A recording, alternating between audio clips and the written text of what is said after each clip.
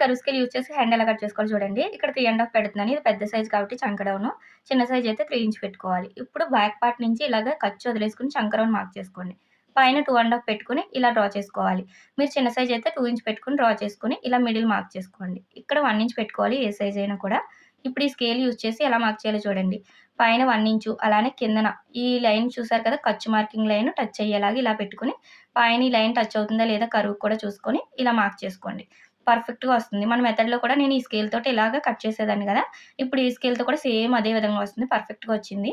ఇలా కట్ చేసిన తర్వాత లోతు కోసం కూడా ఈ 1 ఇంచ్ దగ్గర నుంచి మనం ఇలా ఫోల్డింగ్ చేసుకొని ఇక్కడ మార్క్ చేసుకోవాలి మిడిల్.